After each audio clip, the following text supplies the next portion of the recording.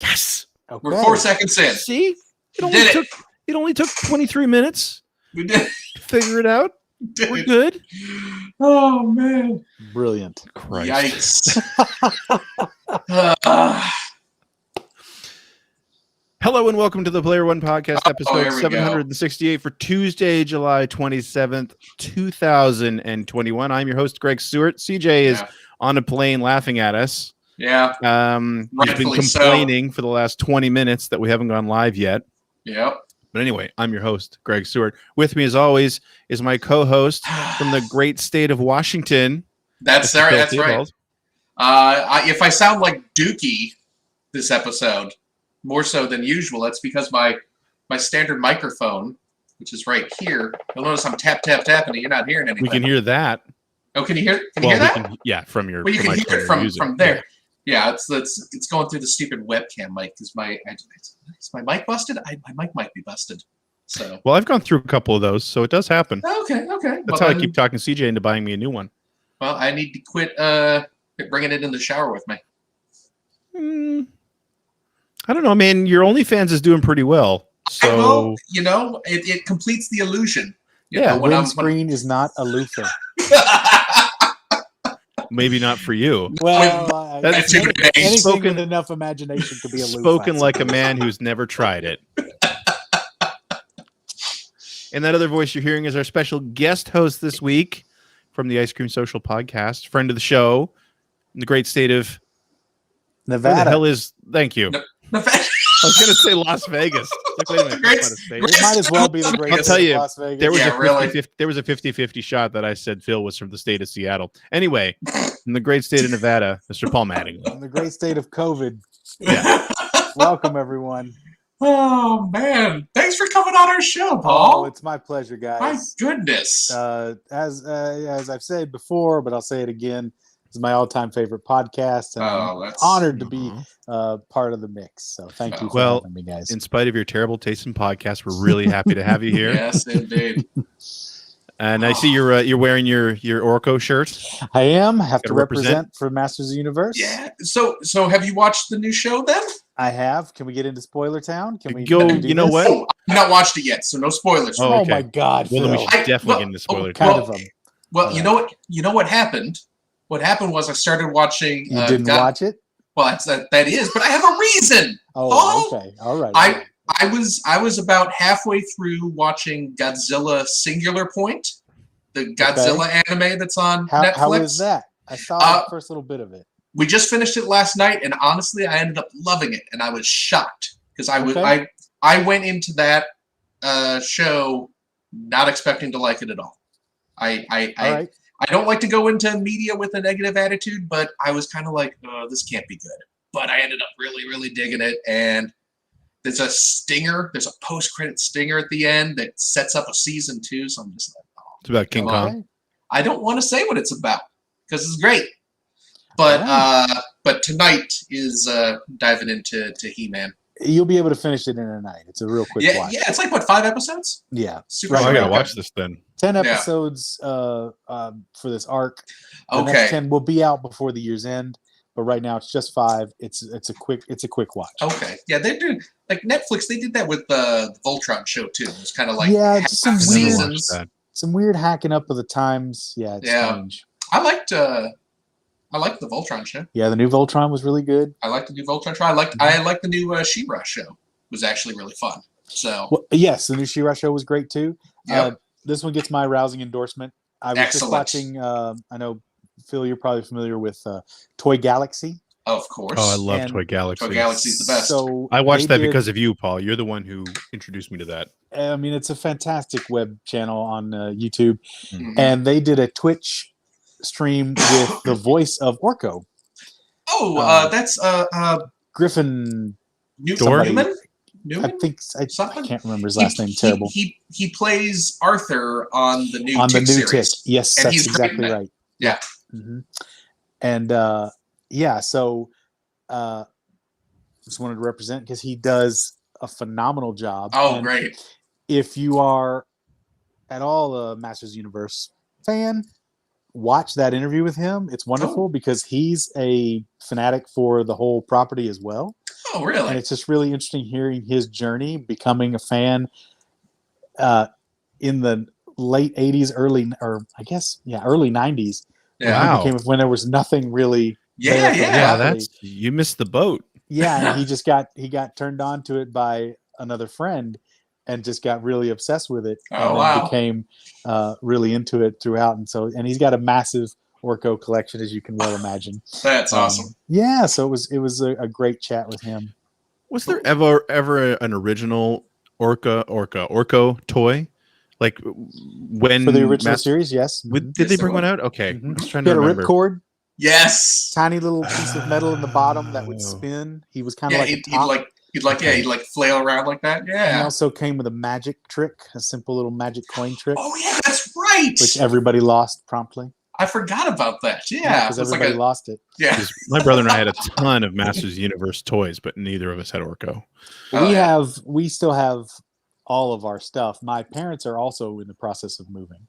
And so my brother last year went down back to Kentucky and dug up all of our Masters of the Universe stuff. I have 2 young nieces now whom I've been indoctrinating in Masters of the Universe since their birth. So they've been primed. I've been sending them, I've eBayed tons of old golden books with the She-Ra stuff. Yeah. Oh, wow. And so I really cut their teeth on She-Ra. And then a couple years back, they had that Dark Horse reprint of all the mini comics. Oh, yeah. And that's like their bedtime storybook now. Oh, that's awesome. And so they know the lore. So this Christmas, my brother brought all of our original 80s Masters toys. Grayskull, Spydor, tons of figures. Those were great. And everything is in minty condition because we're weird obsessives and keep our stuff like super fresh. I've got a working Mosquitor. Nice. Blood pumping little blood action. pump. Yeah. Like all of it's just real. God. And so he set that all up in front of the Christmas tree this Christmas when they came down, and they got to play with all our old toys. And they got tons of stuff. Yeah. That was what they kept going back to, was the original Masters stuff. So it was really did my heart good to see all my old toys. That's pretty great.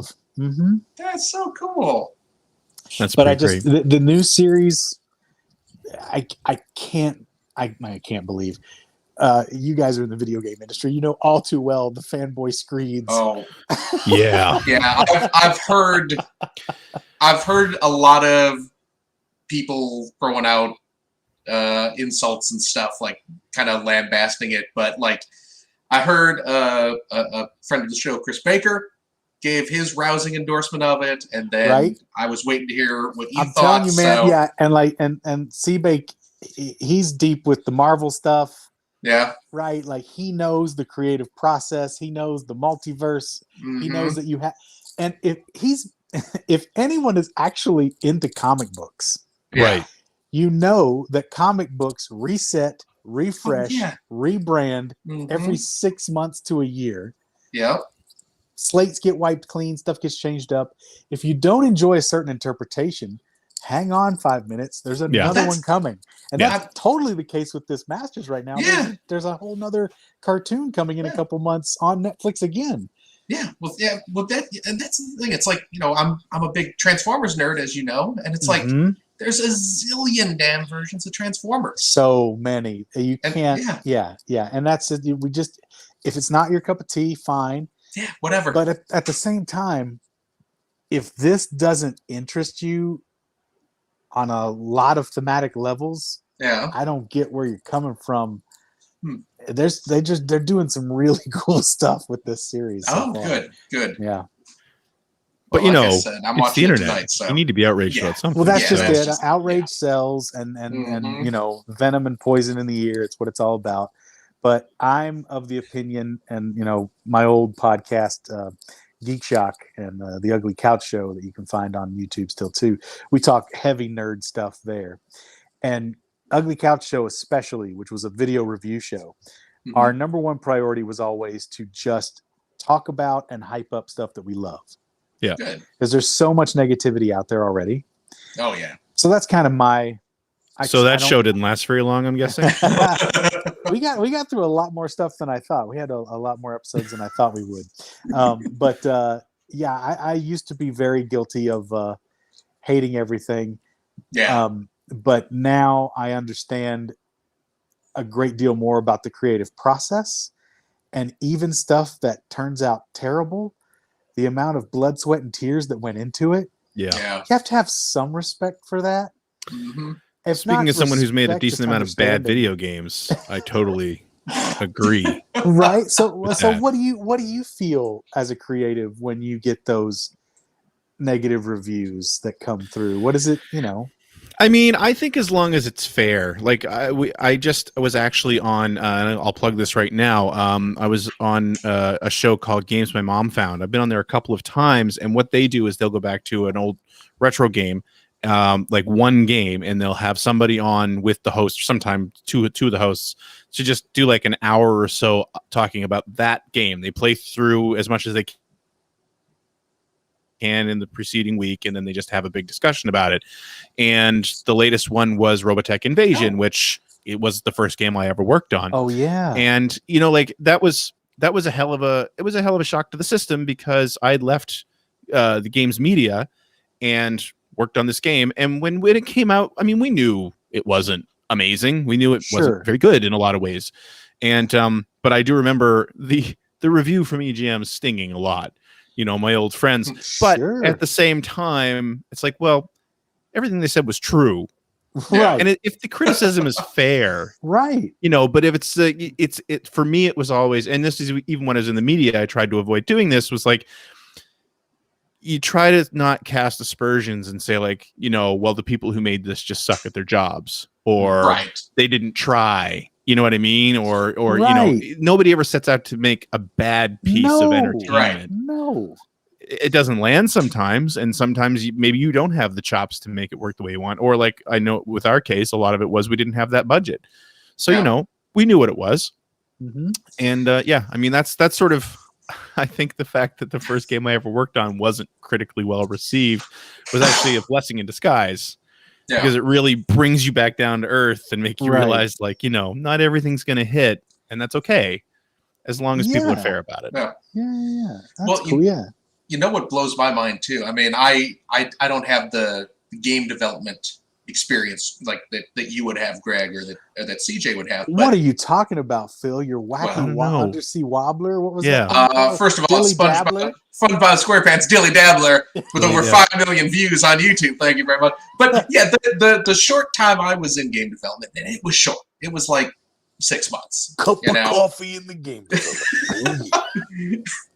And during that time when I was working on those little plug and play games, and obviously those didn't get reviewed, right? Like in EGM or anything, but people would write reviews up online. Like when they actually came out, I would like, I wonder what people are saying about these little, I just want to see, I got this for my kid and they like it or whatever like that.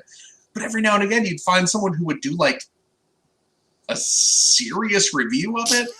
And it's like comparing it to like Mario Brothers or something, like a coloring book type thing. And you just, you'd read it and it's like, oh yeah, it looks terrible. And, the graphics are ugly and, the sound effects aren't there. And I'm just like, man. And, if you had any idea what went into the, a team of like 3 people making these, we're cranking out like 7 of them in a 6-month span.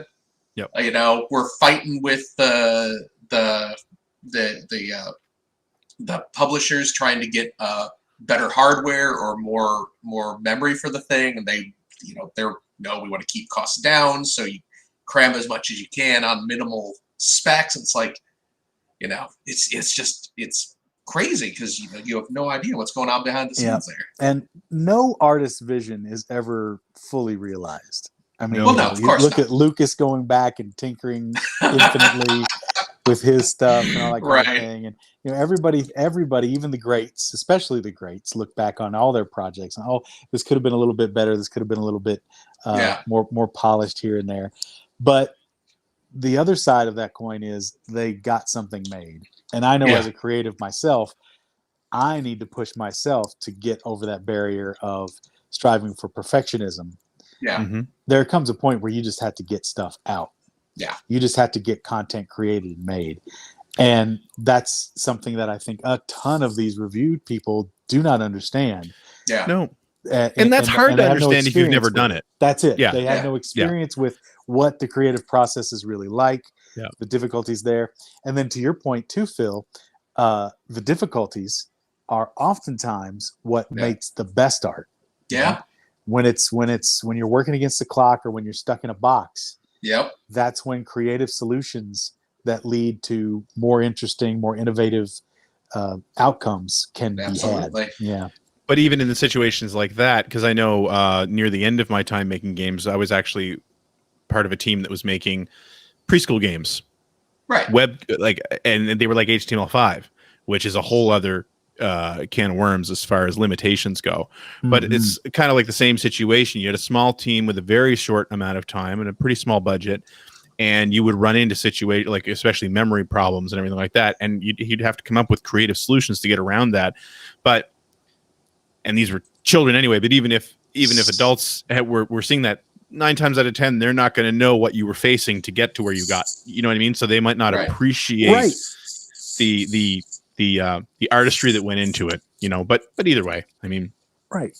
But it's funny because going back to playing through Invasion, that's what I'd said when I was talking on the show. I said this a lot actually. It's like as I'm playing through this game almost 20 years later, I'm seeing what we didn't get to do that we had planned. Right. Like in the first level, there's this big circular canyon that in the final game, all you do is it's just a place to walk through to get to a location. Yeah. But that game's all about a transformable motorcycle. Like you ride your armor when it transforms into a cycle. And me playing it, I remember that the original design called for a race against a street gang in that canyon that we just never got to do. Right. You know, and so for me, the whole process was going through and seeing sort of all the lost opportunity and the things that we did plan that we never got to do because of deadlines and budgets and all that. But, you know, so it's a process. So I don't want to do spoiler, but I want to just, again, I'm such a Masters fanatic and this is topical. So I want to get out there, but a big part of why that toy line was successful was kitchen sink creativity. Oh, absolutely. Yeah. With those guys at Mattel, and they took pieces from so many other brands and just shoved it in there. You know, Battle Cat was a big Jim Tiger. Oh, yeah. Yes, I remember seeing that. And all that kind of thing. Yeah. And so what they inadvertently did by doing that, combining all these disparate pieces, was generate a sort of play mechanic that kids do naturally when they combine the toys that aren't from the same line, especially if they fit exactly the same scale. But even if they don't, right? Like that, you make them fit. I mean, like that. That tiger is clearly too big, but it works. Right. Like that kind of. That man has a giant tiger. Why not? Yeah. And it's a testament to where the child's imagination then goes, sparked by these different pieces. And that's just, you know, Revelation is just taking a really hard swing at a different take on the mythology, and it's made a really brilliant choice at the top, and it's super relevant to today too. But the people online just screaming, it's mostly about a girl. I keep hearing that. Guys, you gotta know where it's all coming from. You gotta know where it's all coming from, and what it's leading to. Yeah. What it's leading to. I'm going to recommend, since we're on this topic of kind of the creative process. Somewhere CJ's on a plane getting mad at me for not moving this conversation on, but I'm enjoying this. Keep going. You know what? So am I. Are you going to talk about K-Builder Garage? Thank you. I'm glad somebody's picking up on that. Yeah. I don't know why Nintendo hasn't embraced the hell out of it. Right? If they were smart, they would grab Hugh Jackman right now. Perfect. I mean, if anyone was smart, they would grab Hugh Jackman, but have his kids walking by. That's a whole lot of man. What if you have not seen this, there is an anime series, and it's actually on Taki Doji. That's the one. Mm-hmm. And no, it's called Keep Your Hands Off Eizouken. and that's EIZOUKEN. Don't know it.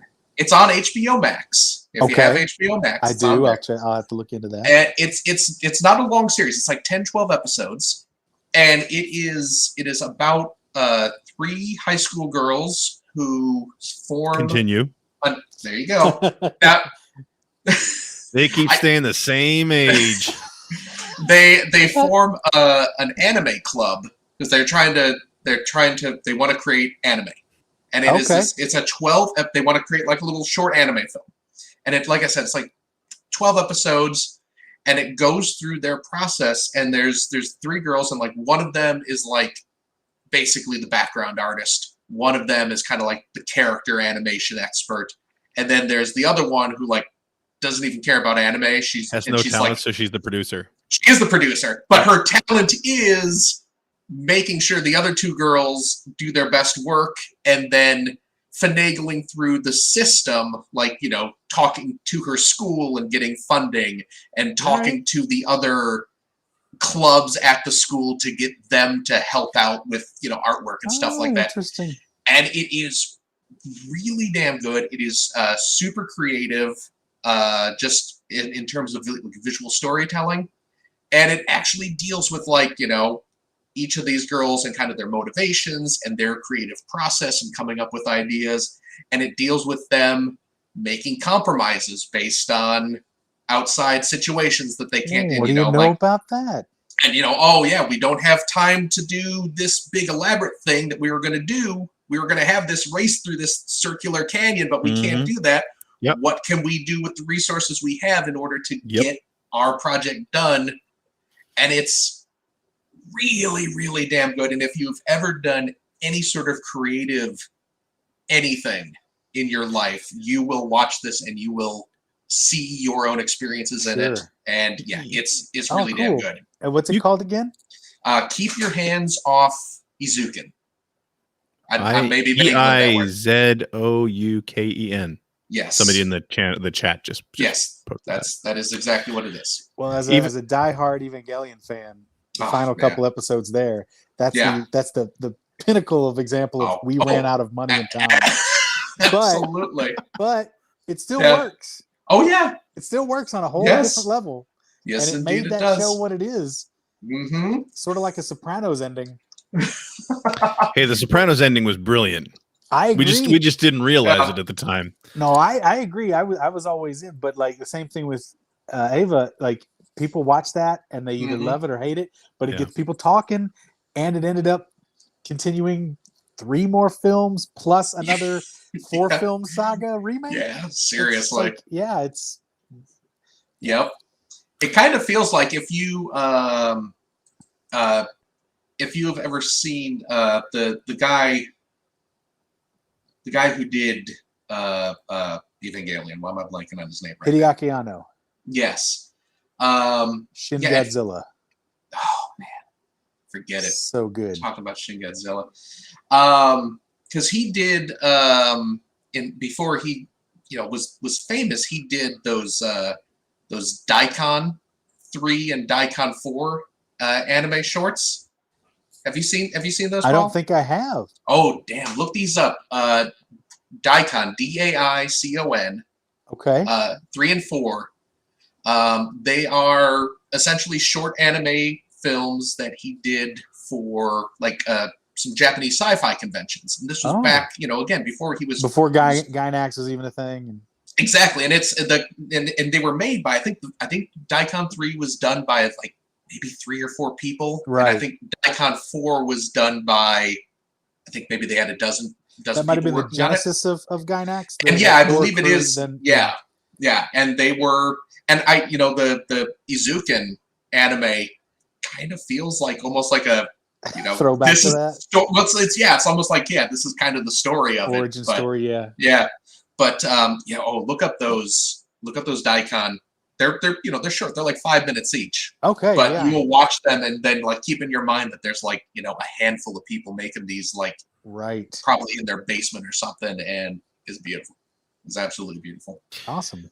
Yeah. All right, we're gonna move on now. In our video game podcast. Yeah. That's fine. This is great. So moving on to news, we're gonna spend too much time on news. There was one big news story we're not going to touch at all. Oh boy! I mean, there's enough touching in that news story to go around.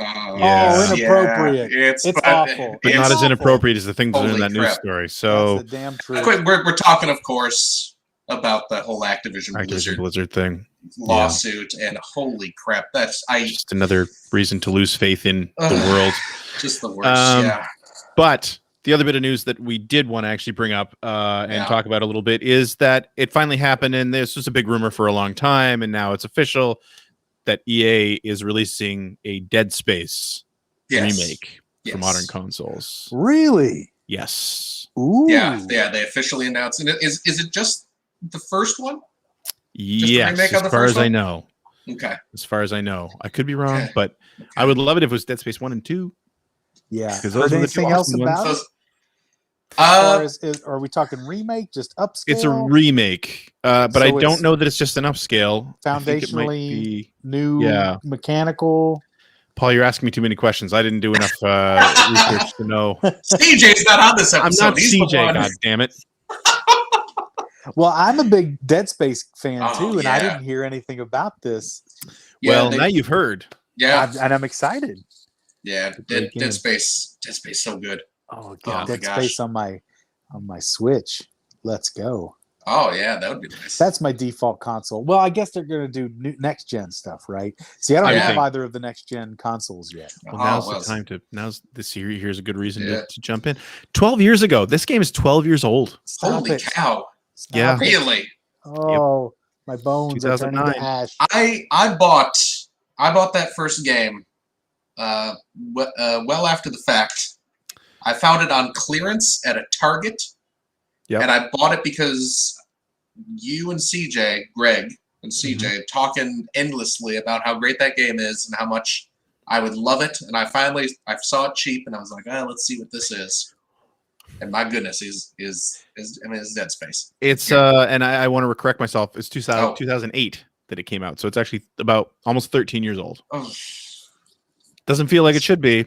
But it is. And yes, I remember getting so into that game. And it's funny because I went back and looked, and if you check like the Wikipedia entry, because I wanted to see how old this game was. Right. You check the Wikipedia entry, and it actually mentions right at the beginning that this was part of the remember EA around this time made a very public push for more original IP. Oh, yeah. Which I think is kind of funny that we're all getting super excited about this remake. Right. Of and that was sort of a great time. There was a couple years. This was their answer. This is their answer to what Halo had accomplished. Kind of, and there was a lot of Resident Evil 4 was, I guess, a big influence on it as well. But there was just this really exciting time. This was around the same time that Mirror's Edge came out, right? It was 2008. So like EA, I remember, I forget the name of the guy who was running EA at the time, but I remember him being on stage at some trade show and saying like, we want to make a push for new IP. It's new IP. Yeah. And now here we are, of course, on the millionth version of Battlefield, and and we're getting a remake of this game that was sort of heralding the EA that was going to bring in new IP. Right. So, but new IP is tough. Yeah, but that being said, that's sort of the very cynical way to look at it. But super excited about this, and I mean, it has been almost 13 years. By the time it comes out, it'll have been 13 years since I played this game. So I'm really excited to play it again. It's just so good. Want to know the really bad part? What? It's been a long, long time. It's been 13 years since the first Dead Space game came out, but I learned about that game listening to you talk about it on the podcast. Yeah. 13 years ago. Back in my early 30s. Because we've been doing this nonsense for over 13 years now. Yeah, so, 14 years. Yeah. Yeesh. Yep. Yeesh. I'm sure we'll have a quote on the box somewhere. I hope so. Since we have so much. What was his name? What's his name? Bubsy? No, I was going to say Alistair. It's not Alistair. He's got the two science fiction guys' names. I have no idea what you're talking about. The protagonist of Isaac Clark. Isaac Clark. Isaac Clark. Right. Isaac Yes, Clark, yes, that's his claws name. his way Alistair to the top threw of the me. yarn ball. Yeah, there you go. See? It writes itself. That's what I'm saying. I wonder one of the things, because I of course I love Dead Space. We've talked about that so many times. The one thing that always struck me as weird about the Dead Space games, though, is they have all those different weapons that you can use, and I never used any of them. The only weapon I ever used in any of those games was the cutter, little flippy limb cutter thing. Yeah, that's all I ever used. So, but I mean, yeah, that was the big thing an in this game. achievement. There was an achievement for maybe the second one. Oh, was there? Where you just go where if you only use the cutter. Oh, okay. I think, if I remember correctly, that was just the fun weapon. It was the most effective. Yeah, slicing up the enemies was the best part of that game. But also the other stuff had limited ammo. Yeah, and it's that weird thing that survival horror does. That kind of the Breath of the Wild too, right? Like you get a great weapon, but there's a limit to it. Yeah. So you don't end up using it. He's like, right. I better save this up for that big bad. The you just never ever use it. You never use it.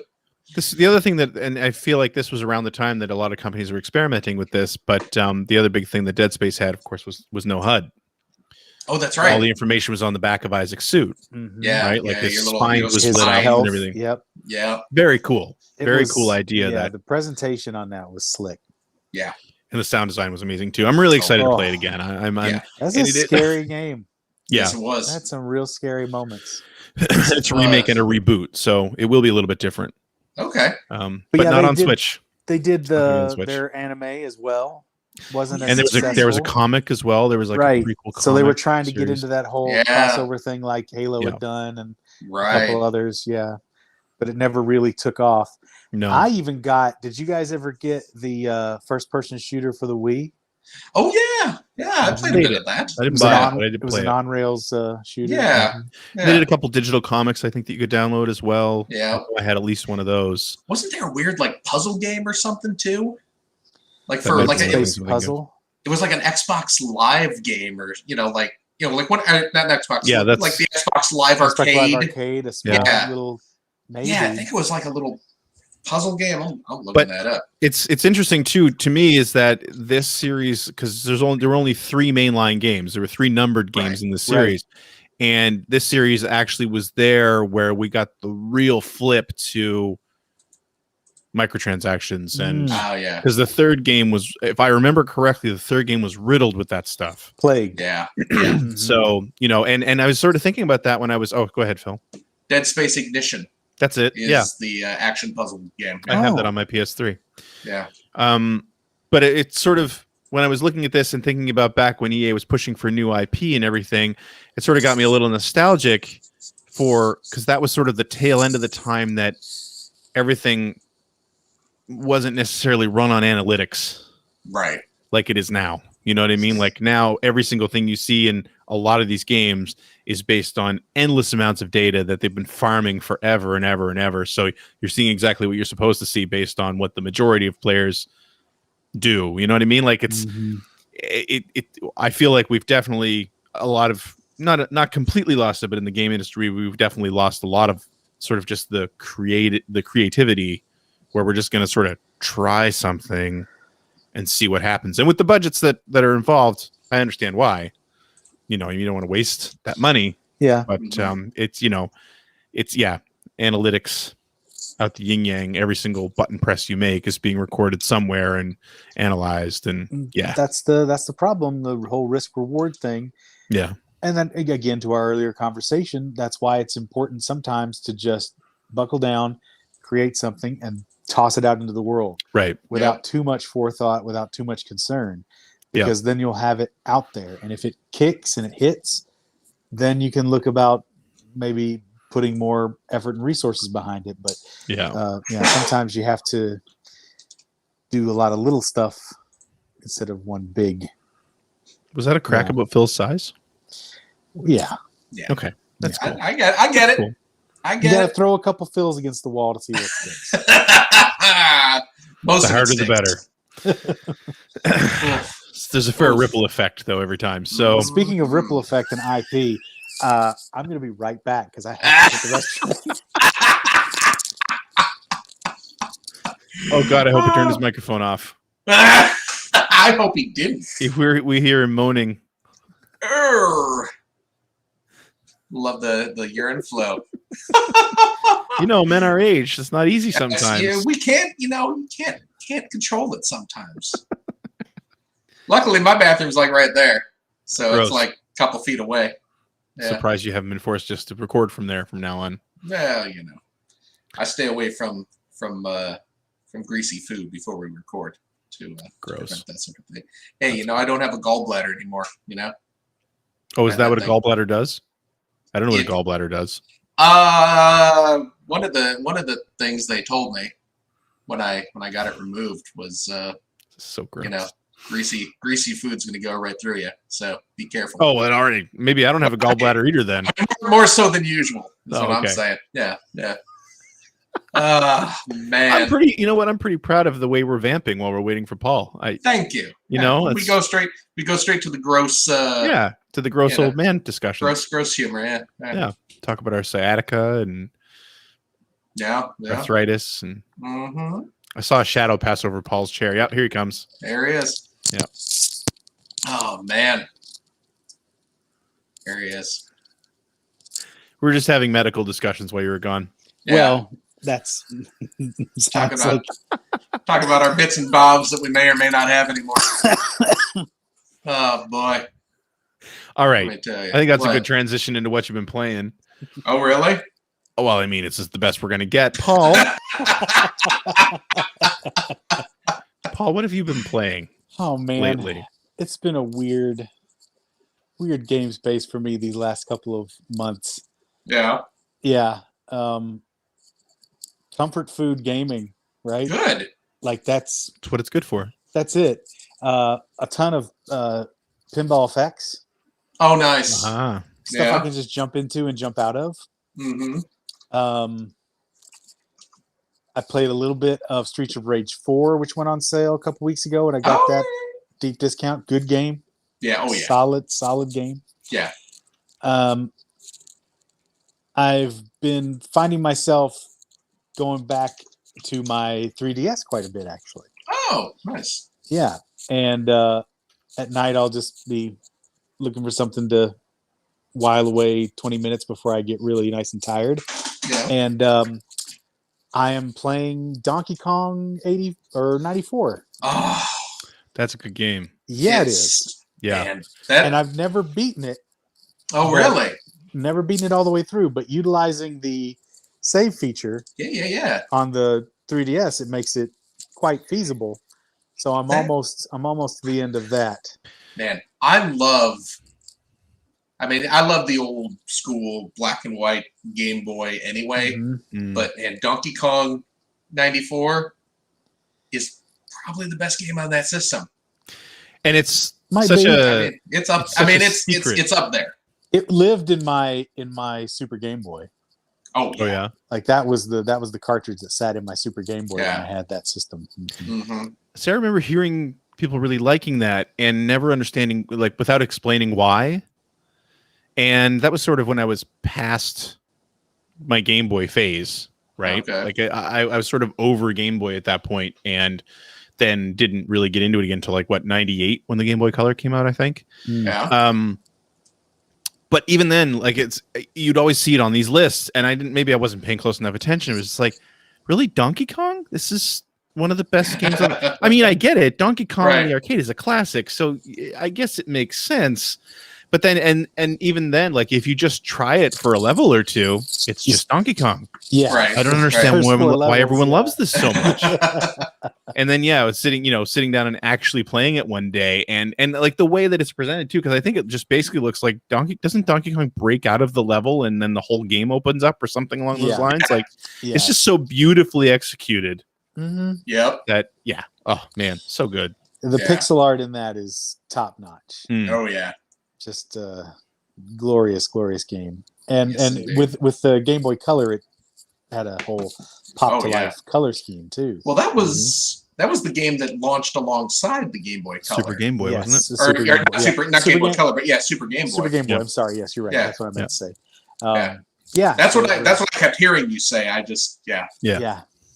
But because that was like the big like color showcase kind of thing for this Game Boy game you can play on your TV now. So And then I mentioned on my show last week, I got to go on the Fun and Games podcast with my friend Matt Stormageddon and talk about Concept. I've been playing Concept Yes. Saga on the 3DS still. That game goes forever. That thing just keeps playing. Like I destroyed a whole world now, another world, and ran into it. It's like just keeps going and keeps going. A ton of content, but I've loved those Concept games from the jump. Nice. Played it back on the PS2, Man. so I followed that series for a long time. Nice. Really enjoy that. If you're into card battles, I was going to say it's like a card game. Yeah. Right? Magic meets Monopoly. That's the best way to say it. Boy, when you describe it never that done way, it? it doesn't sound good. But Really? Have you never played it? you know what? I Good. have the PS2 game. I don't think I've ever actually played it. Yeah, you need to try it out. It takes some patience, and the PS2 one is really fun multiplayer. Yeah.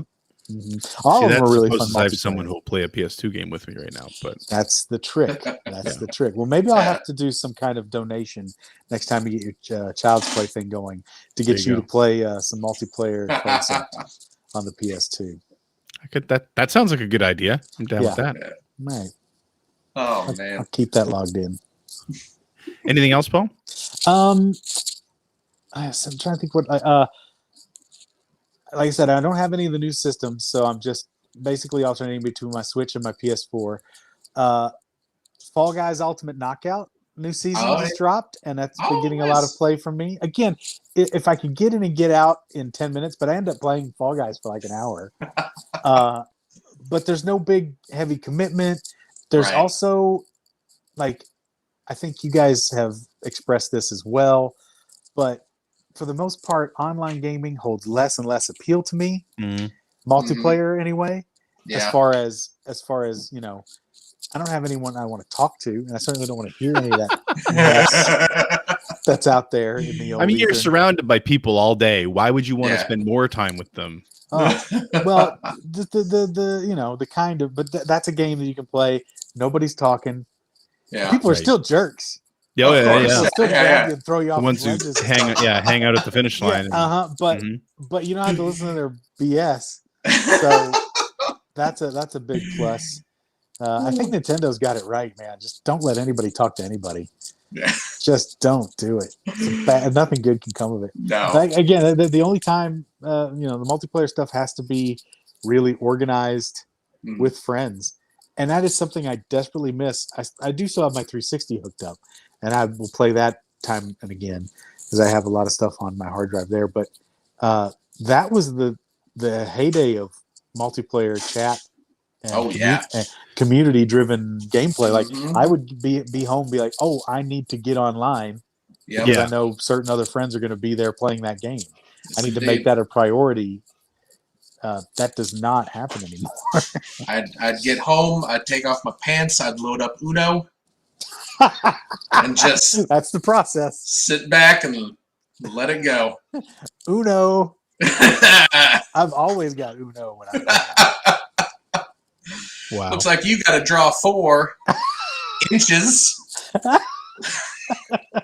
Lucky man. Clearly, Phil was giving it a couple whacks before he got on camera. Then fluff that bad boy a little. Jesus Christ, hey, dude! I basically got a reverse card. Oh, I mean, who doesn't? You guys are ahead of me. Right when I'm taking a drink, you have to say that. Jesus. I don't know how to follow this up, but I got a reverse card.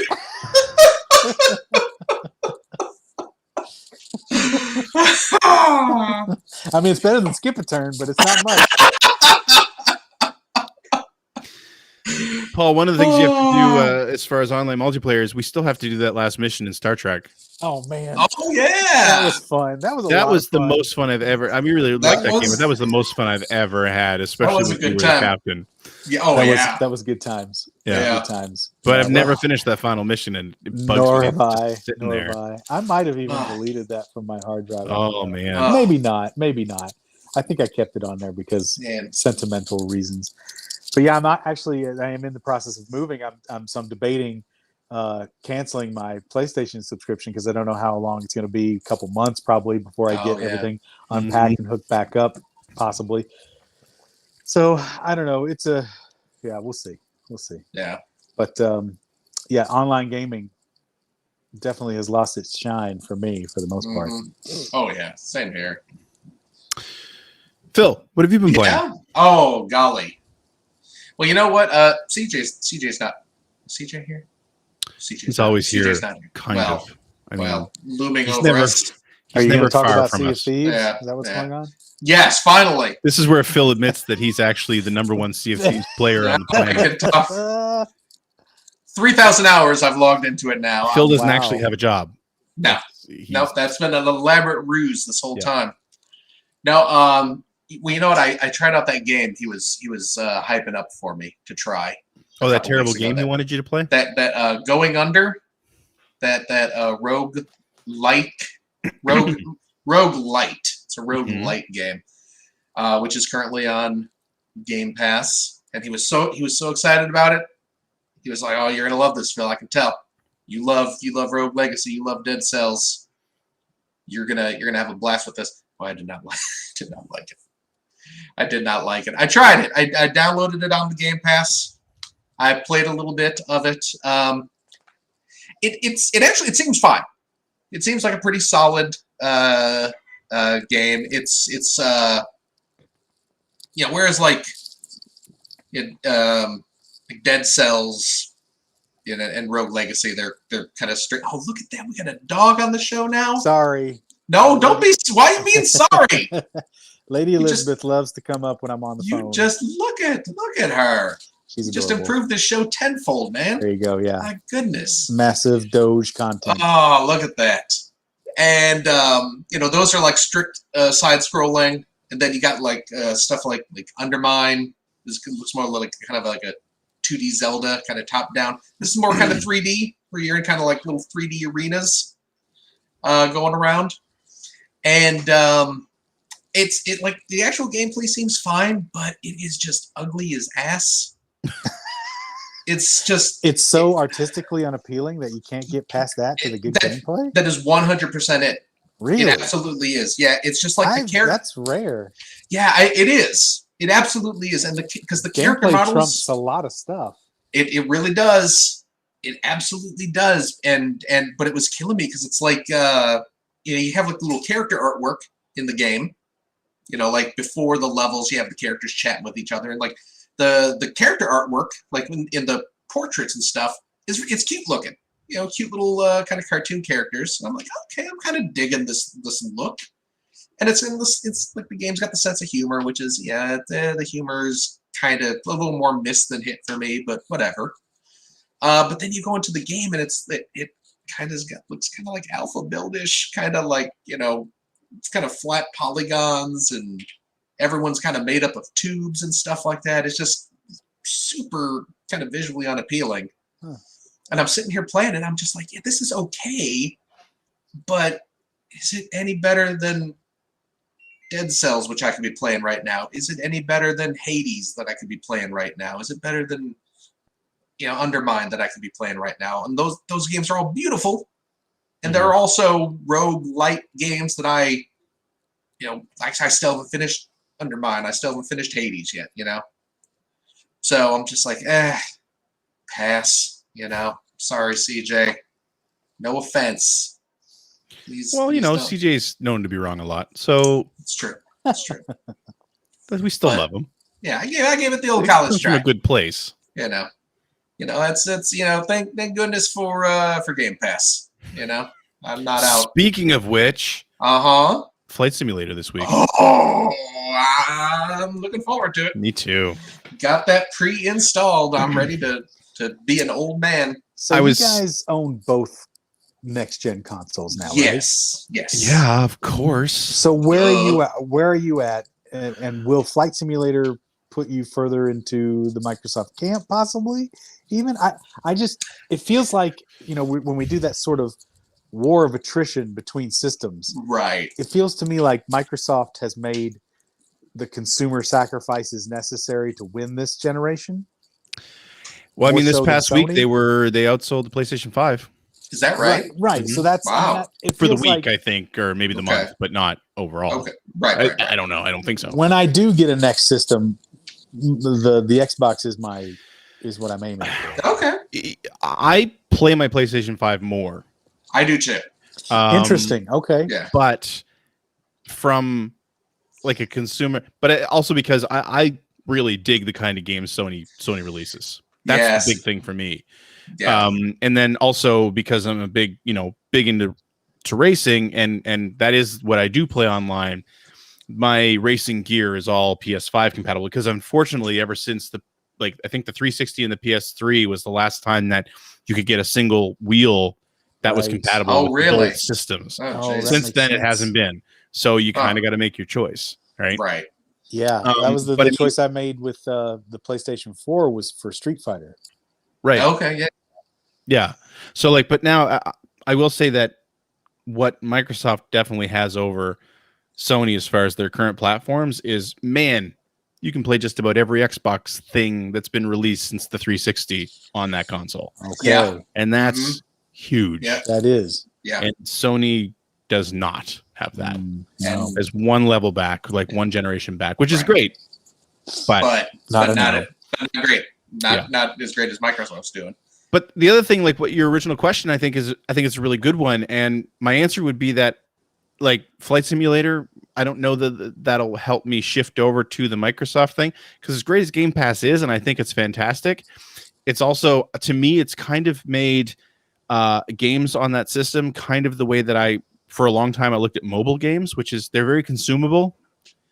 You sort of taste test and then you're done. You know what I mean? Because I'm not as invested. Like right now, if I buy a new game with current prices, it's about $100. It's a $100 investment. I'm going to play Flight Simulator, not for free, but for my subscription price. Right. And if I like it or I don't like it, I'll be done with it probably pretty fast and I'll move on. So I don't know. Without that game by game investment there, it hasn't kept me sticking to any one game. Although I am excited about Psychonauts 2. I'll probably end up playing through Psychonauts 2. But you know what though, Greg? If you went with the Xbox as your sole next gen console, I wouldn't be disappointed. But like if you were like, okay, I'm not going to bother with the PlayStation. I'm going to get the Xbox Series X, and I'm going to get Game Pass. Do you think if that was your sole next gen gaming access point, would you still be, bouncing off games so quickly? Like if you downloaded, probably not. Yeah. Probably not. Yeah. And weirdly enough, I think I'd probably be playing more next gen games, because what's ended up happening is, especially where the PlayStation 5 is backwards compatible with the 4, I'm still sort of moving through my PlayStation 4 library. Oh, okay. The lion's share of games that I've played since the new consoles came out. Paul just left. The lion's share of games that I've played since the new console came out have actually been previous generation games. Right. With the exception of like Ratchet and Clank and Spider-Man. Right. Or Miles Morales, not the original Spider-Man.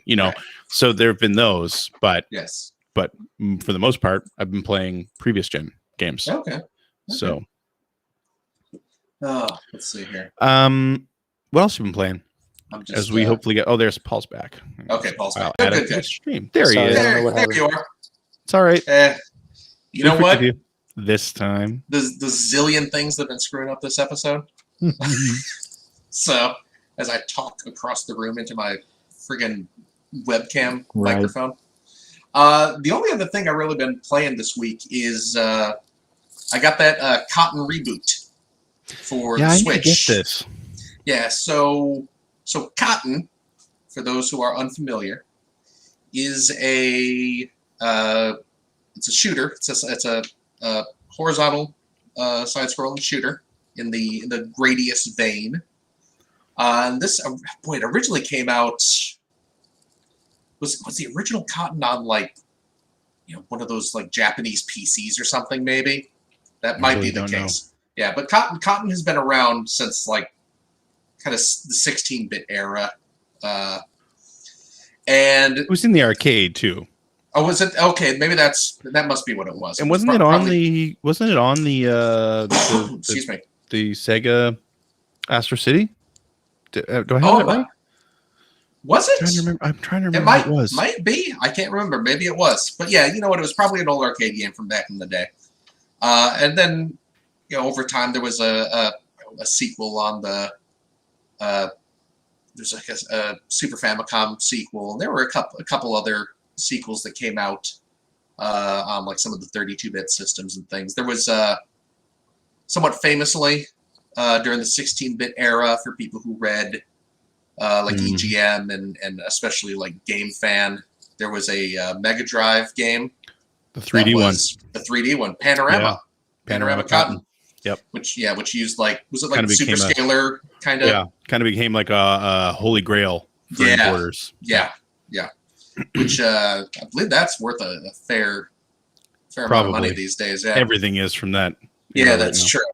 But I always love the Cotton games. They're the cute 'em up, that little subcategory of shooters. That like Fantasy Zone falls into, or Parodius, where it's because you're like a little cute little anime witch flying around on your broom and you're shooting little cute cartoon characters. It has bouncy, catchy music. I've always loved the series, and they just did a reboot. They meaning whoever makes Cotton. I forget who developed this game, but yeah, it's a reboot of the original game, and it came out. I got the physical version, just because I'm suspecting it's going to be relatively scarce, so I kind of want to have the physical version if I could get it. And it's fantastic. It comes with, you know what? It has the original arcade version on there. Okay, and I was right, by the way. It was on the Astro City Mini. Oh, okay. Yeah. Which I mean, it's sitting right over there. I have it. I just forgot it was on it. But it's in the eShop. Yeah, it's on the eShop. I think it's not cheap. I think it's like $30 or $40. So I don't know if you want to wait for a sale, unless this kind of thing is really your bag. But yeah, I'm having a blast with it. It's got the original arcade version on there. It has the fancy remake mode, which looks beautiful. Just looks really, really nice. And it's great fun. I'm having a blast with it. And then I apparently 2021, it turns out, is kind of the year of Cotton revivals. As I was bouncing around Amazon Japan about a week ago, as I will occasionally do, and just browse their games or browse their toy section, looking for Japanese toys to import. And I found out that there's a new Cotton game coming out later this year called Cotton Rock and Roll, which is coming to Switch and PS4. And it's a sequel. It's a brand new game in the series. So of course I ordered that, and I ordered the big deluxe edition, which comes with one of those little those Nendroid figures. You've seen those cute little kind of chibi-fied Nendoroids. So it's one of those that's coming out. And then I found out that there's another collection that's coming out. And this is what do they call it? It's the Cotton Guardian Saturn Tribute, Greg, referring to the Sega Saturn. I like that system. It's got 3 games on it. It's got a game called Guardian Force. It's a shooter that I don't think I've ever played. And then it has 2 Cotton games. It's got Cotton 2, and then Cotton Boomerang. I could not have told you there were Cotton games on the Saturn. There were a lot of games on the Saturn. Oh, absolutely. I believe I owned. Heck, maybe I still have it somewhere. The import Saturn version of Cotton Boomerang. Okay. But yeah, they're re-releasing these 3 Saturn shooters on the modern systems as well. So I had to order that. So I had to order that too. So, but I had. What choice did I have? Right. I mean, there they were. Yeah. What can I do? You know, it's that logic that gets me a giant. I was just going to say that giant Unicron sitting over. You watch it, people watching on the YouTubes. There he is. It's back there trying to eclipse our Player One podcast logo. Yes, indeed. Cool. That's really it. What have you been playing, Greg? I'll tell you what. I've been. You guys are going to get really excited about this. I've spent more time with F1 2021, and I'm going to say, right. So yeah, excited. Man. But you know what? I'm going to say this. So last week I talked about how I thought it was ironic that this is the first one of the current series. So since Codemasters took over the license, that features the EA Sports logo because, of course, EA bought Codemasters. Right. And then once you get through the opening logos, when you start the game, the first thing you get is the ad to buy Pit Pass because, you just spent $100, so now you need to spend more money. But it's a little unfair because that was where Codemasters was going last year as well, and maybe even the year before that. This isn't a new thing that's come about because of EA. However, I played through Breaking Point, which is a story mode. It's kind of interesting. It's not very long. It's decently well made. Probably end up streaming that eventually. But I finally jumped into the sort of the season, the career mode proper.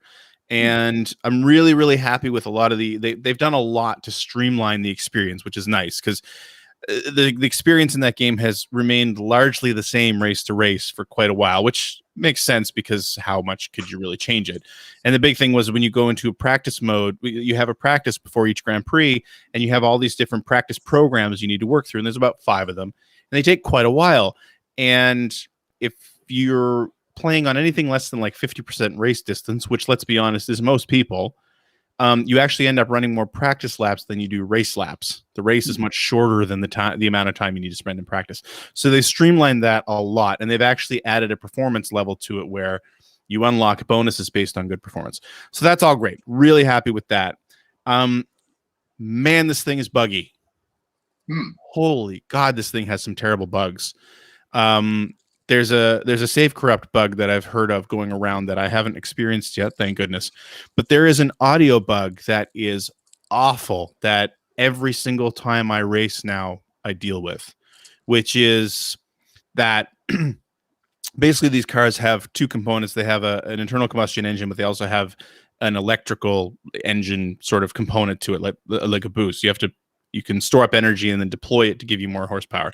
So the sound for these cars, you have a piece of it, a layer of it that sounds like an electric car, basically. And what happens during the races for me is that everything but that layer drops out. Oh no. So you sound like you're driving an electric car, but then to make things worse, what happens is it almost sounds like someone's standing at the side of the track and they've left a microphone open. So, and what I think I figured out is what I'm hearing is the Doppler effect of my internal combustion engine as I go by the different replay cameras. So like if I'm going down a straightaway and there's one replay camera, I'm hearing my electric, motor whine, but then you're hearing like, and if you listen closely and you really listen to the way the engine that you're hearing is like changing gears or slowing down, like the revolutions are coming down, it seems to me that you're actually hearing your engine, but you're hearing it from the point where the replay camera is set on the track. So like, and that's all you hear. And though, if you're like me, and I was playing this online with a friend, because we're doing a co-op career, which is another nice feature. That's all you hear. And the race can last an hour, and that's all you're hearing. And there's nothing you can do to fix it. So yeah, it's I'm really disappointed. The game itself is great this year. They made some nice improvements, but it just seems to have a couple of massive bugs that they really need to patch out. It sounds like well, look at that. Phil. Yeah. Yeah, that was Phil's dad's stare. Did you see that? Yeah. I'm recording now, buddy. The Dagger power. There you go. Wow. Yeah. I feel like I did Go. something wrong. Yeah, as well you Oh should. wow. Let's go. Look at that. Yeah. That's right. Nice when they're still afraid of you. So does that $100 add-on pack fix all the bugs? Yeah, maybe it does. Maybe that's one of the features you get when you buy the Pit Pass.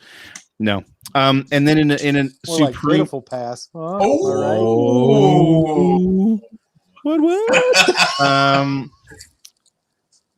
In another instance of amazing timing on my part, I had scheduled so for when I stream on Thursday nights, I play games that previous Extra Life donors have requested, and I happened to schedule the donor demand night for Activision Anthology on the week that all that terrible news came out about Activision Blizzard. Good timing on that. But well, Rock and Roll Racing is the only game worth a damn on that anyway. What is it? Oh this is the. No. Now, when you say Activision Anthology, you mean the PS2 game, right? Yes. We're Paul, talking. you would appreciate this. I used to have that one. Yeah. I sold Yes. all my stuff, man. Oh yeah. I had such a massive purge of my classic game stuff. It's Good. Good. Yeah, it had to happen. You got to do it. You know, for the move. You got to do it. Yeah. I did it. I used to have that. What was on that? It's like every 2600 game they put Pretty out, much. right? Oh Yeah. yes. Yeah. Yeah, that's the bummer with the new Atari collections. Yeah. Yeah. It's missing the they're really okay good too. Activision. But I mean, this They was are okay. Activision I'm ones playing a were lot the of good ones. Centipede the nice thing and about this. Millipede. The nice thing about this is that it's pretty much got the full like Activision 2600 collection. So you got everything like Pitfall and Pitfall 2, which you expect, and you've got Hero. Hero is on there. Man. You've got Enduro River Raid. or whatever it's called. River Raid 1 and 2 are on there. Yeah. But you've got also like when they were starting out, like here's Checkers, here's Bridge. Yeah. You know, like you have those things as well. Ice hockey or whatever theirs was called. It was just hockey. Yeah. It's a fantastic collection, but what makes it so much better, well, there's three things that I love about it. One, you can unlock images of the patches that you used to be able to earn. So anybody who's old enough to remember that, with Activision, I think every game or almost every game, you had they would come along with a sort of a goal where it's like, if you accomplish this, you take a picture of it and send it in, we will send you an honest to goodness patch that you can put on your letter jacket or whatever you would do with it, right? Yeah, so that's what was going on. Yeah, exactly. All those jocks getting the patches and Star Raid and everything. Star Raiders patches and yeah. Okay, Phil's got his copy there, I think. So I got my copy right here. There's that, which is great. And so you got it's signed too. That's fantastic. Signed, yep. And then another thing is that a lot of them have these thresholds where you'll unlock the commercials, the original commercials from the early 80s, including Phil Hartman for the ice hockey commercial. He was Black. Yes, exactly. A young Jack Black. So those are awesome as well. But then my favorite thing about this is that, and you can turn this off if you don't like it, they licensed a collection of 80s songs that play on the radio, because these games didn't really have soundtracks for the most part. They had sound effects, but they weren't normally playing music. And of course, the other thing is that, again, anyone who's old like us remembers if you were playing 2600, you weren't sitting down for hours to play one game on the 2600 because most game sessions didn't last that long. No. But so you've got this collection of 80s music that's playing on loop in the background while you're playing these games. And it's like Mexican Radio is one of them. Safety Dance is one of them. What? Oh my God. Muscles from a Shell, I think, is one of the. Phil could probably read off the whole list. Actually, he's got that case there. Does it say him on the back here? It might. It just says we got the artists. Okay. Blondie, Missing Person, Soft Cell, Twisted Sister, Wall of Tainted Voodoo, Love is and on there. more. Wall of Voodoo. Yep. Let's see. Maybe they. We're Not Gonna Take It, I think, is the Twisted Sister song that's in there. Remember these? Right? Manuals. Look at that. Yeah. So anyway, I was playing that this week, and it's such a good time. It's always been one of my favorite collections because of those choices that they made. it's not just sort of your standard collection, but it's got these great games. Plus, there's some other games on there that are lesser known that, as I was playing it and streaming it, I'd forgotten about these games, but I remembered that I actually loved some of these games. Like when I was a kid, my stepdad had a pretty decent 2600 collection. I remember one game that he had that my brother and I loved called Plaque Attack. Oh yeah. It was basically the teeth. Yeah, exactly. With a limited, you could shoot as much as you wanted, but you were a tube of toothpaste that would slowly reduce as you fired. So if you got down to no toothpaste left or no teeth left, you lose. Anyway, fantastic collection. If you, I don't know if it's on if the PC version might be the same. I have no idea. But if you have a PS2 and you can track that down, if you have any nostalgia for that old stuff, amazing, just amazing. I back in the day, back when I was a kid, I actually earned one of those Activision patches. I earned my patch in Laser Blast. Yeah. That was my game back in the day. Oh, and there are a bunch of iMagic games on there too. Oh yeah. So you got so like Demon Attack, Demon Attack, Cosmic Arc. Yep, Cosmic Arc. Yep. That was a weird game, but it was cool. Yeah, I had that. I had both of those. He had skiing or he had slalom, and there was that great plane game where you were going around the pylons. Was that Skyjinx? Skyjinx. Yeah, I loved that. The Stampede. Stampede is quite good. I'd forgotten how much I liked that game. Anyway, amazing games. Activision used to make incredible games. Hero, like Paul was talking about earlier, man. I had that for my Commodore 64 back in the day. I didn't have it for the 2600. Nice. Man, Hero was a really good game. Yeah, it's a fun game. You have like a little helicopter pack, and you're traveling through underground mazes, rescuing people. So good. The other neat thing about this too is that, of course, Activision. The whole reason Activision existed was because a lot of them were I think all of them were ex-Atari programmers. Who were fed up with not getting credit for their work. So, and this, of course, has basically PDFs of all the instruction manuals and original Activision games. The instruction manuals always included notes from the developer at the very end. Yeah. So, like for Pitfall, at the very end of the instruction manual, there'd be a picture of David Crane, and he would talk about creating the game and also offer maybe a few tips. And very cool. It was something that you never saw before. And honestly, you didn't see much after that. I think EA did it for a while when they started up too. So yeah, they were groundbreaking in that for sure. Credit for the creatives. There you go. Yeah. And I mean, we've never looked back, really. I'm sure Activision is going on to do a lot more wonderful things for Bobby Kotick. Okay. Yikes. Let's do a few tweets before we wrap up. A few tweets. Oh, I got to do this. I don't have a soundboard. Tweet.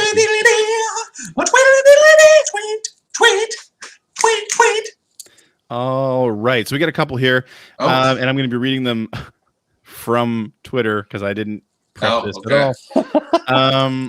Hey, okay, here's one from hacker alias Ocean's Hungry Gasp. Player One Podcast, what's the video game that would be the worst to adapt into a movie, and what does that plot look like? I feel like you guys are the guys to answer this. The worst video game to turn into a movie.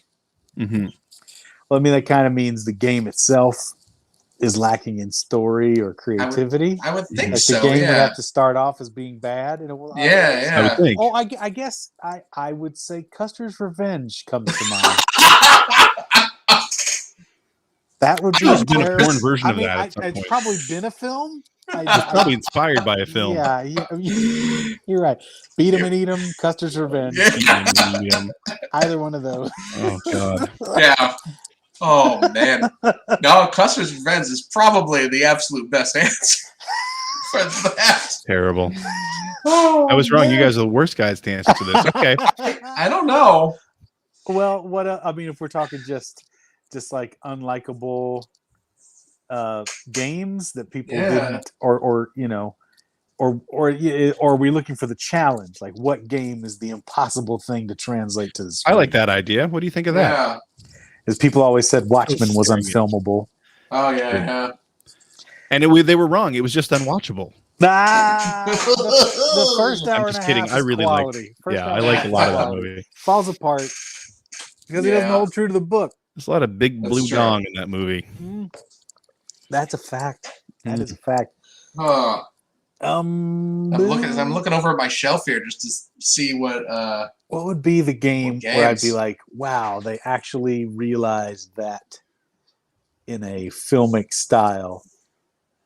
Because if you go too primitive, we've all seen movies that are pretty close approximations of old school arcade games. Yeah. Because that was a thing. Hollywood and the old arcade games were feeding each other pretty heavily for a while there. Mm-hmm. And you had like Renegade, which was based on all those old games, but the Renegade skin transfer for the U.S. market was heavily influenced by the Warriors movie. Mm-hmm. Yeah, that's true. Stuff like that. So it's kind of, they were all tied in. What would be, and then we've seen like Battleship. Oh, God. And that was terrible. So maybe like games that require, like Mario's Picross would probably suck as a movie. Let me chisel these. Oh, look, it's a sailboat. That's great, Mario. Great. Okay. I'm going to go mess with ghosts. Okay. Goodbye. I'm going to go down to space. Wow. Okay. I'm moving on. That was clearly Mario and Luigi. Yeah. Spot on. Yeah. We got it.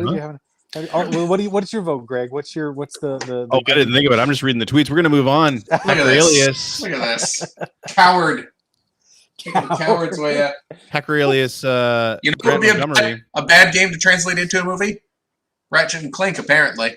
I was waiting for somebody to say Robotech Invasion, but that's cool. I think they tried to make movies out of those. Where's my Dilly Dabbler movie? That's what we need. That's the new Patrick Patrick series. So this tweeter asks, any interest in the play date? Now, we got a couple. I hear of it, the more I want in. Yeah, we have a few people ask about this. Yeah. What is the play date? I'm at a loss. So clearly Paul's all in. That's the one with the crank. That machine. Yeah. Because pre-orders open up in as we record this, we're recording on what's today, the 25th. Today's the 25th. Yep. Pre-orders open on the 29th. Does that hook up to the internet? I have no idea. It does. It's got some Wi-Fi, but because the gimmick of the play date. I mean, the gimmick's the crank. But the other gimmick is that it when you purchase your system and it's $180,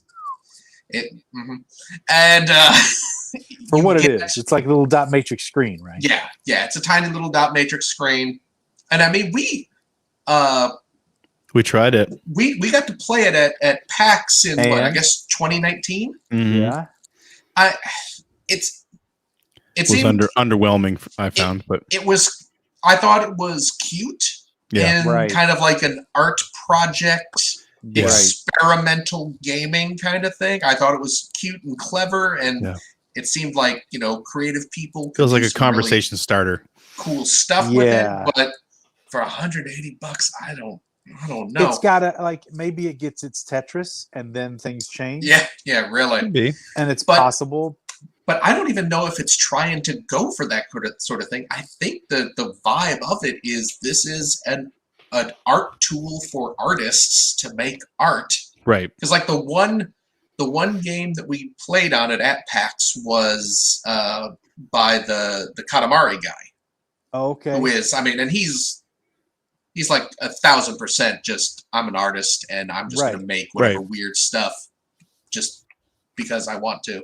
Uh-huh. It's cute and it was neat. And I was like, this is fun for 5 minutes. And I don't know if I want to spend $180 to do it. But the gimmick, the way that they're distributing the games is that I guess they're breaking it up into like seasons.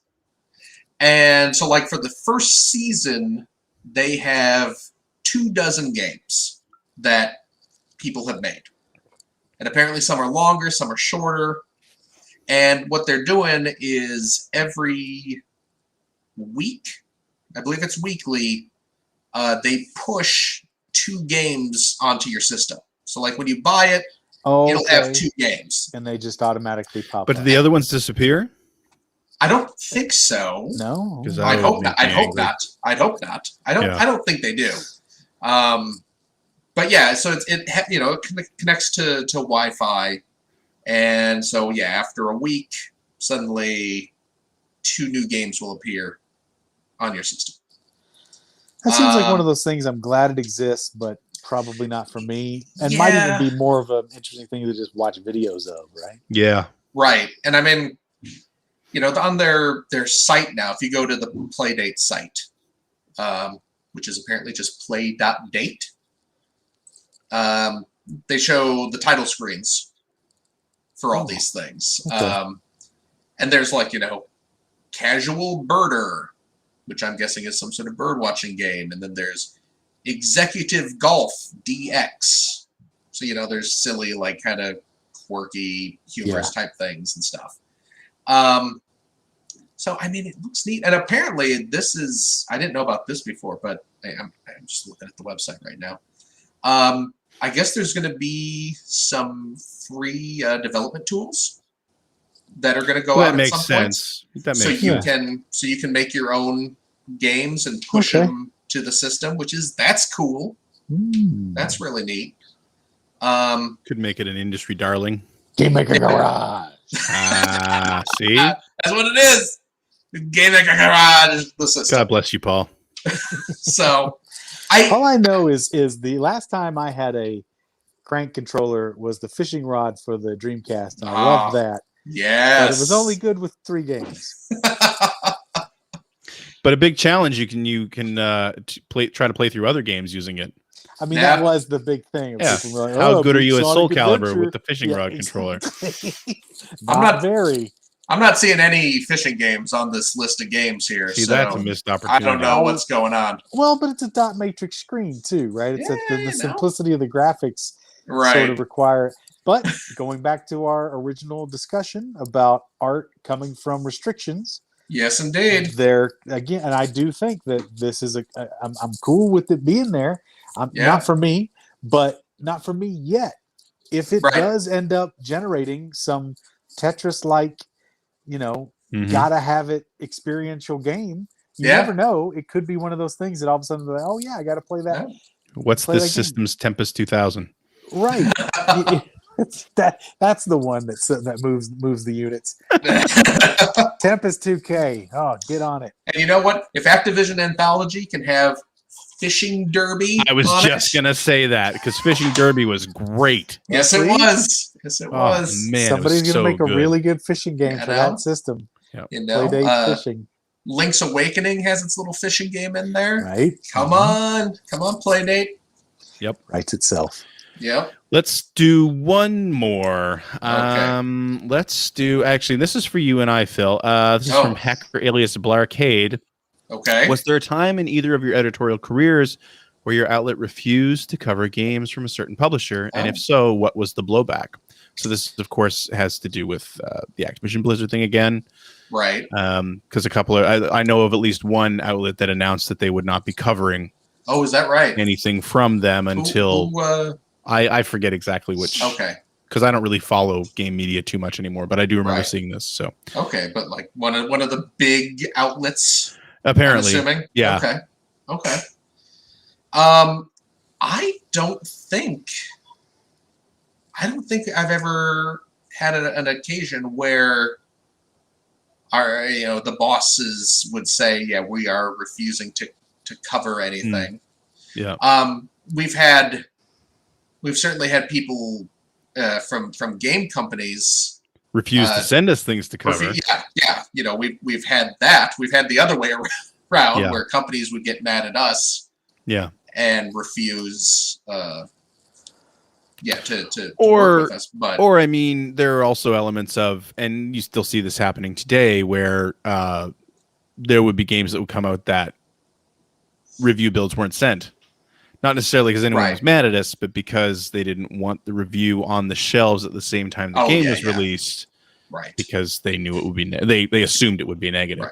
Right. But yeah, I mean, that was we've talked about this before. Ziff Davis was quite good at separating the business side from the editorial side. Very much that didn't mean we didn't get yelled at when somebody was mad at us. And by but we got yelled at by the person who was mad at us, not by the executive who got yelled at. You know what I mean? Yeah. And then usually what would happen is that whichever person was the editor in chief, they would end up talking to the company, just be like, "Hey, back off, back off our reviewers or our editors," because I mean, and this I can only speak from my own experience, but I always felt supported at that company. You know, I had my fair share of upset PR people who most of the time were only the messengers anyway. You know, getting angry at me on a phone call, like sitting in Shu's office with him on the phone as well, and being told, like, you know, we're very unhappy with your coverage. And there were a few times where those companies would refuse to send things for us to cover. But the nice thing about EGM is that we were popular enough that didn't last very long. Right. Because they realized that it still behooved them to have us cover their games rather than ignore us. And then, you know, at the time when we were in the games press, there was never any sort of big scandal to this degree. Yeah, not at this level. You know, where refusing to cover games was like a moral decision, which is, you know, right, because we didn't have the access that we have now, right? Like you didn't really know what was going on at most of these companies. And that's not to say that. Not to say that this sort of thing wasn't happening at companies back then, because undoubtedly it was. It just wasn't public. We didn't know. Nobody knew at that point. So, but not, you know, just never had that had it happen that way. Yeah, boy, we got EGM mad at us, or not EGM. Well, EGM was always mad at us because we were always, you know, ruining the company's reputation. Exactly. Yeah, when I was on Game Now, EA was the company that was mad at us. They were really angry, and I think I don't know how long it lasted, but I think they did the whole, we're not going to send you guys any more games to cover. And I mean, you know, we weren't EGM, we were Game Now, so it's not gonna hurt their bottom lines that much. But they were mad at us about the first Harry Potter games that came out. You told this story before, and that's because you guys ruined someone's cover exclusivity, right? Yes, Game Pro, because we the first Harry Potter games were coming out, and we wanted to cover them because Game Now was younger kid centric, and so Harry Potter games would be that's going to be big for our audience. And EA refused to send us copies of the game because they had a exclusivity thing with Game Pro, which was normal, by the way. That wasn't, you know, not to paint anyone in a negative light. That was a normal thing to do. No, it was absolutely But the problem was usually when you set up those exclusivity type things, you do it months in advance, and the magazines cover the product, you know, a month or two before the game's release. EA told us, we're not going to send you the game, so you guys can't cover it in your issue. That night, I drove over to a store and bought the game because it had just had a longer lead time than us. Yeah. So the game had the game came out like that day, and it's like, well, we don't need to rely on EA to send it to us if we can just walk into a Target or a Walmart and pick it up. Mm-hmm. So we did, and we wrote I believe Shane did the feature because he was a big Harry Potter nerd back in the day. And we had some key art that they had sent us. And so Harry Potter ended up on our cover with a big old cover story. And apparently Game Pro got angry and yelled at EA. And then EA called us, and they were yelling at Dan Leahy, who was the editor-in-chief. And they're just like, how did you get a hold of this game? Who sent you this game? Who sent you? And Dan's just like, one of my employees went to the store and bought it. Would you like us to send you a copy of the receipt? It's like, what can you do? So, but we never had to refuse covering because we were mad at anyone. Right. Well, that goes to show you fair use has always been a sticky wicket.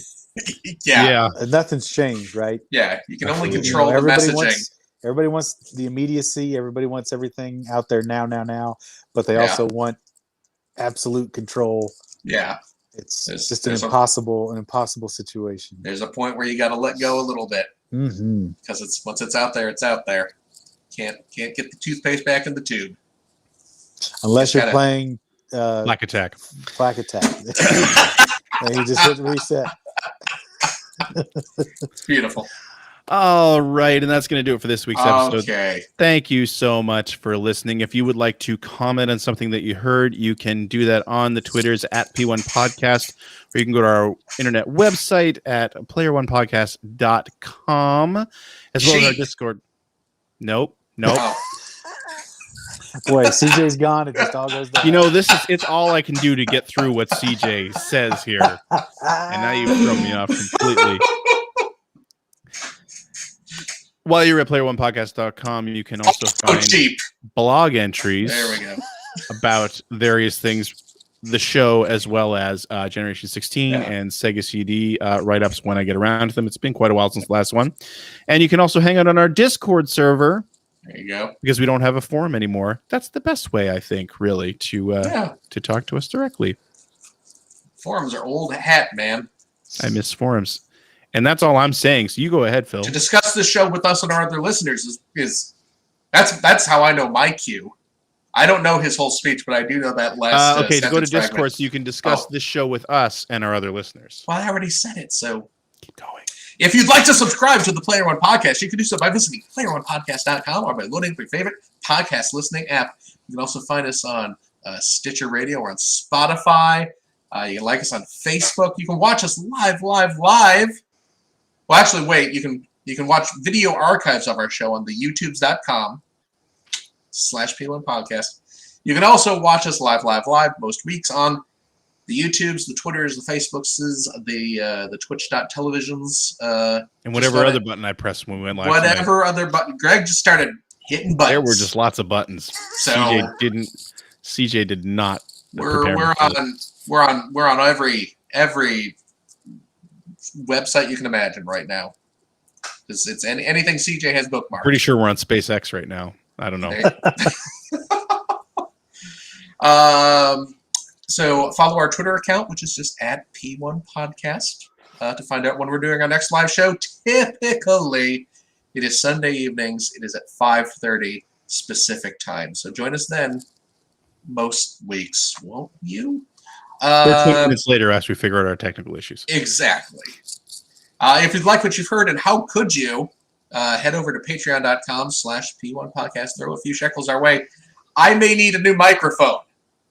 So, let's see what happens there. But of course, your Patreon funds do help keep the show afloat, keeps all the lights on, keeps us doing the live stream every week. And if you are a Patreon of the $5 tier, cheap, you do gain access to a special weekly bonus show where we play games, crack wise, having fun doing all the stuff we can't do on the regular show. CJ, do we have a game this week? Yes, we do. Hacker alias Johnny Turbo. Oh, not the Johnny Turbo. Is it Johnny Turbo? Johnny Turbo, the real? Arcade? The guy who hates fake goons? Actually, I think that's just the alias that CJ uses for the Player One Podcast. Zachary Miller. Oh, okay. Has sent us another Jeopardy. That's what we're doing. I mean, I haven't decided if we're going to play as a team, or now that I have Paul and Phil on the same show, I feel like I should pit you two against one another. I'm with it. Because it's another general nerd knowledge, and I feel like seeing which of you wins a general nerd knowledge Jeopardy. Now, let's see. Look, Paul's ready. I've heard of Jock versus Nerd. That's right. But this is nerd versus nerd. Nerd versus nerd. Nerd versus nerd is even more deadly. Two nerds. I think that's what we're going to do tonight. Okay. This could be exciting then. Okay, so let's do that. Join us. See, this is why you get on the Patreon train, friends. Hey, and you know what? CJ does every Thursday put up some of our old after shows. So if you want to sample, if you want a little taste, that first one's free every week. I'm your pusher. Unless you wait a week and then the next one's free. Yeah, and then the next one's free. We're nice about it. We want to get you addicted, but we're nice about it. Yeah. CJ's a terrible drug dealer. Someone offered to pay him to advertise the show, and he said, "No, I won't take any money." And the no, but I'll read your ad for you. Hey, if you have a couple bucks left over, head over to patreon.com/Generation16 to help support Greg Stewart's outstanding, and it is outstanding web series. It's no Toy Galaxy. Well, I mean, that's a pretty high bar. Let's face it. Yeah. But that latest episode is great. I mentioned it on my Twitter. If you like just hanging out, talking old video games with friends, it's a very comforting. Absolutely. Oh, thank you. Absolutely. Pour yourself a cup of tea and that's like that's referring, of course, to Greg's 100 best games of all time. Mm-hmm. 100 favorite games. How do you sell this one? I just say top 100, but it's top 100. It's favorites. It's Greg's top. Yeah, favorite. Sewer Shark's not getting on anyone's actual top 100 list, but it is. I know one person's it's on. Yep. Yeah, number one spot was a little bit of a surprise, but that's not true. Yep. That would be a spoiler. I'm not spoiling his list. The episode doctors don't want you to see. So. But go support Greg's show. And I guess that's it. Oh geez, see, I'm used to doing the second player. Second player. That's CJ's thing. We haven't plugged second player in forever. I was gonna. It'd be nice. He told me not to plug it. You know what? Forget I said anything. I had a conversation, but this is why I haven't plugged it in. You know what? We've got a guest this week. Maybe we could plug his stuff. Well, yeah, I'm gonna get to that when I thought about plugging Paul's stuff many times. When I think who can reverse card. Who can? So now I'm winding up because usually I do CJ, and then I do the little R roll in here. Let me see if I can do Gregory. Yo. See that only works better as the second. Yeah, I know. Thank you. It really it you seems weird leading with Gregory. Thank you, Greg, for capable host in CJ's stead. You're welcome, Phil. Functional at best. Thank you, CJ, for leaving us to flounder. That was my Uno handle. Functional at best. CJ, I hope you're having a safe flight home. I hope you're not too disappointed in us. Not like every other week. But of course, CJ, forget about him. Me, who am I? Greg, a trash person, a literal person of trash. That's not true, Greg. I'm just gotten really mean-spirited. I'm just playing. That took a turn. But a big, wonderful thank you to our dear, dear friend, Paul Mattingly, who joined us this week, who is, of course, half of Matt and Mattingly's Ice Cream Social, the funniest podcast around. Yes. I'm pretty sure that's award-winning. Go for it. Best, funniest over at HeyScoops.com. 1 out of every 6 is pretty damn funny.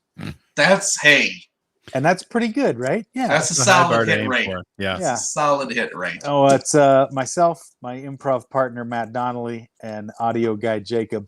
We broadcast twice a week, so go check out our podcast. It's filthy, but pretty ridiculous. We talk all kinds of Vegas stuff. We're actually doing a one-off performance, a live performance, improvisational comedy. Matt and I on Monday, tomorrow. Yes. Technically. I guess those of you who are watching this, if you're in Vegas and want to go see us, we're at the Majestic Repertory Theater, 8 p.m. Tomorrow night, Monday night. Go check it out. Masked and Vaxxed is what we're asking for. We're going hardcore. Yeah, because it's getting tight here. We don't want to keep down this slippery slope. Yeah. That's great, though. We love having you here, Paul. Yeah, it's always a treat. Thank you, guys. Absolutely. And we will be broadcasting our improv show on Twitch tomorrow night. So around 9 p.m., the show proper will start. Our pre-show is involving some burlesque performers and stuff that we can't really show on Twitch. So, yeah. Vegas, baby, Vegas. But the rest of it will be all good. Oh, fantastic! So check out our Twitch channel. Nice. What's the Twitch channel? Hey Scoops. Everything's at Hey Scoops. Yep. Yeah. Hey Scoops. So if they go to heyscoops.com, will that link you to the Twitch? You can find everything linked right there. Our Patreon, our websites, our Twitter feeds, all that. Please go check us out. Outstanding. Yes, absolutely. So, and well, you know what? The folks may remember when we've done our show live in Vegas, we've been doing it from Scoop Fest, which is, of course, the Ice Cream Social live podcast celebration. So, yeah, go listen if you haven't. My gosh. It's going to happen again next year. Nice. Barring all mad craziness. We'll fingers crossed. April next year. Yep. Fingers crossed. Okay. Well, then, thank you again, gentlemen. And, of course, thank you to our wonderful, wonderful listeners. Every one of you. You are the best. We can't do this. Well, we could absolutely do this without you. It's better when people listen to it, though. But we appreciate having you around. My gosh. Yeah. Otherwise, we're just a bunch of old nerds talking to each other. Mm-hmm. Yes. Remember, of course, take care of yourselves. Take care of your loved ones, your family, your friends. Get the shots. Can't go see cool shows in Vegas. Shots. No. Wear those masks, and we hope to see y'all next week. Bye-bye. Well, my audio issues.